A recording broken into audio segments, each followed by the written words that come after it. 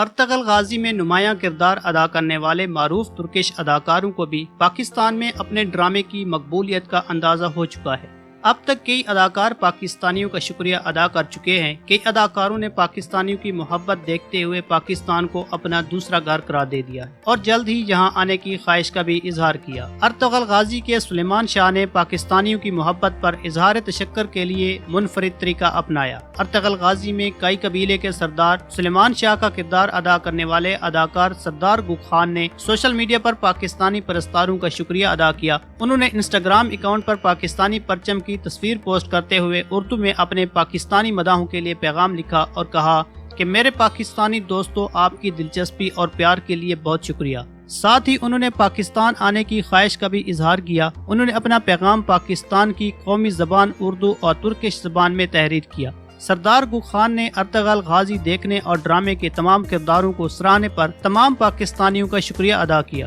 اس سے قبل اسلامی تاریخ کی فتوحات پر مبنی شورا آفاق ترکش سیریز دریلیش ارطغرل میں بہادر جنگجو اور سلیمان شاہ کے بیٹے ارطغرل کا مرکزی کردار ادا کرنے والے انجن آلتان دوزیتان نے بھی جلد پاکستان آنے کی خواہش کا اظہار کیا۔ دریلیش ارطغرل میں کائی قبیلے کے سردار سلیمان شاہ کے بیٹے ارطغرل کا مرکزی کردار ادا کرنے والے انجن آلتان دوزیتان نے انسٹاگرام پر پاکستانیوں کا شکریہ ادا کرنے کے لیے ایک اسٹوری شیئر کی۔